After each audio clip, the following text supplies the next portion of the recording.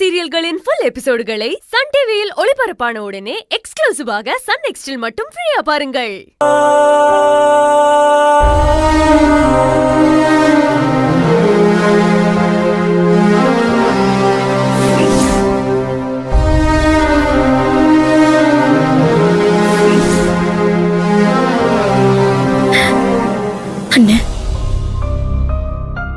இது எனக்கு நீ வாங்கி கொடுத்த கண்ணாடி.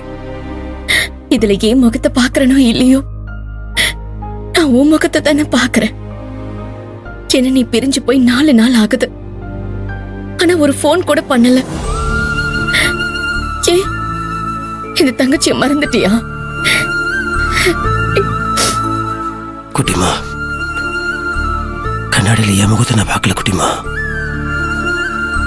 உன் முகத்தை தான் பார்த்துட்டு இருக்கிறேன். இப்ப என்கிட்ட உன் போட்டோ கூட இல்ல,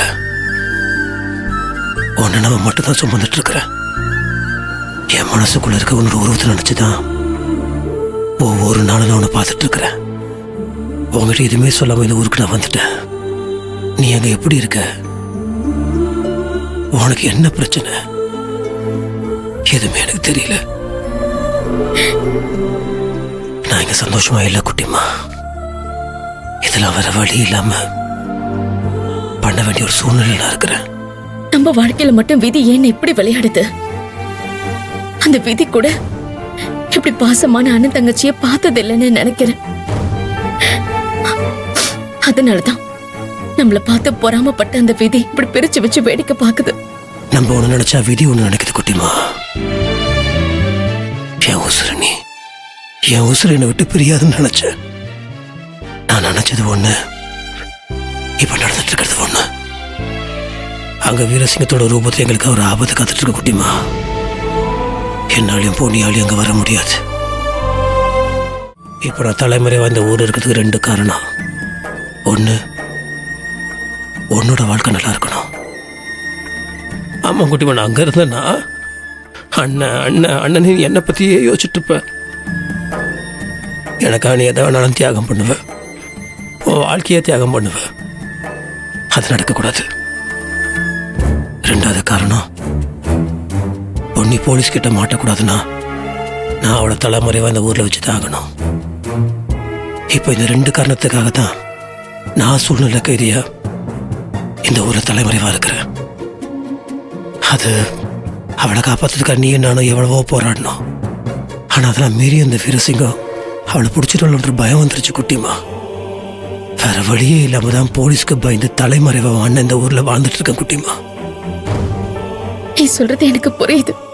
உன் பிரச்சனை என்னன்னு எனக்கு தெரியும். ஆனாலும் என்னால முடியலன்னு.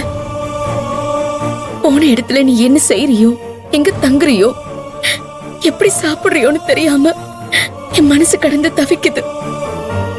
உனக்கு ஆபத்து இருக்கிற மாதிரி ஒரு கெட்ட கனவு வந்து என்ன கொல்லுது. உனக்கு ஏதாவது ஆபத்து வந்துருமோன்னு எனக்கு பயமா இருக்கு. நீ ஏன் குட்டிவா எப்ப பார்த்தாலும் என்னை பத்தி நினைச்சிட்டு இருக்கிற? என்னை பத்தி கவலைப்படாத, நான் நல்லா தான் இருக்கேன். எனக்கு எந்த ஆபத்து வந்தாலும் எந்த சாமி வந்து என்னை காப்பாத்துதோ இல்லையோ, என் குலச்சாமி, என் தங்கச்சி, என் உசுறு நீ வந்து என்னை காப்பாத்துவ. உன் பாசம் என்னை காப்பாத்தும். என்னை பத்தி நீ கவலைப்படாத. ஆனா என்ன, நான் உன்னை பிரிஞ்சிருக்கிறது ரொம்ப கஷ்டமா இருக்கு குட்டிமா. என்ன மாதிரிதான் உனக்கும் இருக்குன்னு எனக்கு தெரியும். வேற வழியில குட்டிமா, இதையும் நம்ம கடந்து போய் தான் ஆகணும். கடந்து போவோம்.